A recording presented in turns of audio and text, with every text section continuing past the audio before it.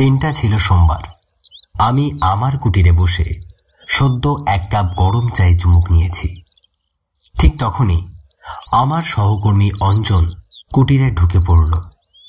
আমরা দুজনে একই অফিসে কাজ করি, কিন্তু আজ তার চোখে মুখে এক অদ্ভুত ধরনের বিষণ্ণতার ছায়া। কি হলো অঞ্জন, তোমার মুখটা এমন দেখাচ্ছে? অঞ্জন কোনো উত্তর না দিয়ে সামনের চেয়ারটায় ধপাস করে বসে পড়ল। সাধারণত হাসি খুশি থাকা অঞ্জনকে এইভাবে আমি কখনোই দেখিনি। আরে কি হয়েছে, চা খাবে নাকি কিছু বলবে?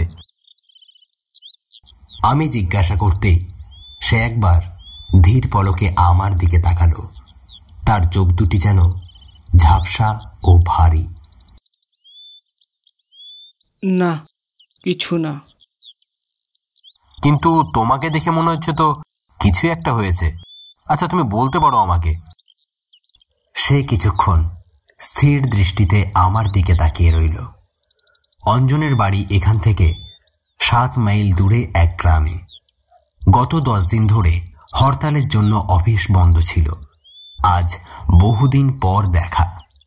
আচ্ছা, তোমাদের বাড়িতে সব ঠিক আছে তো? কারো কিছু হয়নি তো আবার? সে এক দীর্ঘ নিঃশ্বাস ফেলে বলল, পূর্বা গ্রাম ছেড়ে চলে গেছে সে। পূর্ব তার শৈশবের বান্ধবী, এবং এখন সে সম্পর্ক শুধু বন্ধুত্বের ছিল না, সেটা আমি বুঝতে পারলাম। কেন হঠাৎ চলে গেল কোথায়? অঞ্জন নিচু স্বরে বলল, ফিরবে না আর, অনেক দূরে চলে গেছে। শুনলাম আগামী মাসে ওর বিয়েও দিয়ে দেবে। আমি অবাক হয়ে বললাম, আচ্ছা তুমি কথা বলনি ওর সঙ্গে? বলেছিলাম, লাভ হয়নি। আমাদের গ্রামে কিছু নিয়ম আছে।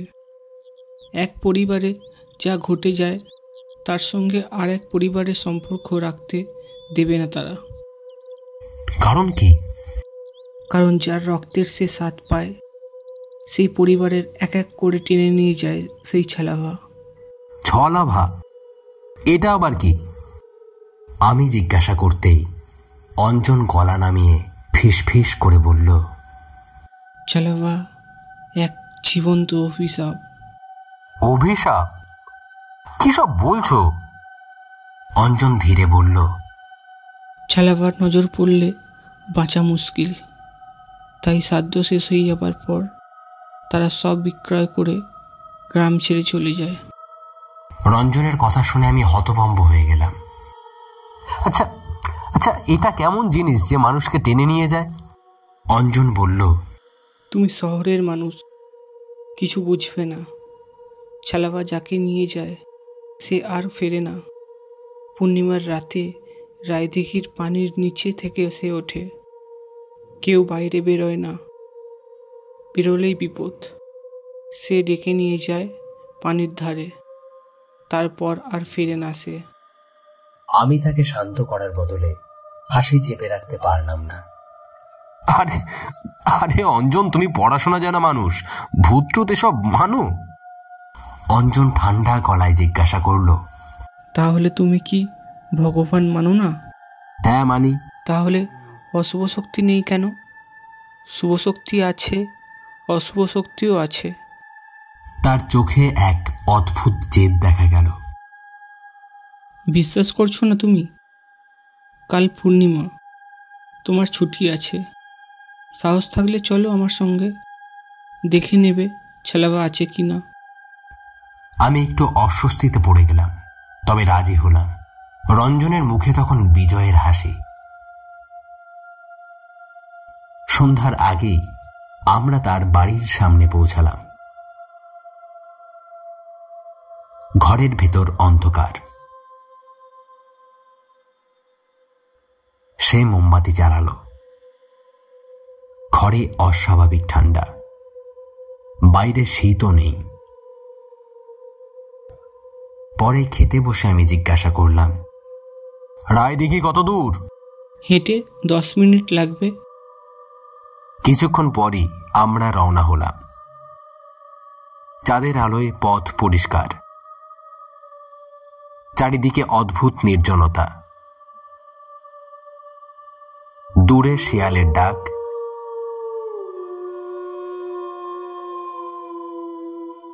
কিছুক্ষণ পরই সামনে ঘন ঝোপঝাড়ের ফাঁকে জলাশয় দেখা গেল রায়দিঘি।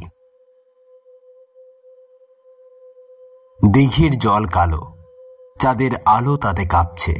আশেপাশে বাঁশঝাড়ের অন্ধকার। অঞ্জন আমাকে বসতে বলল।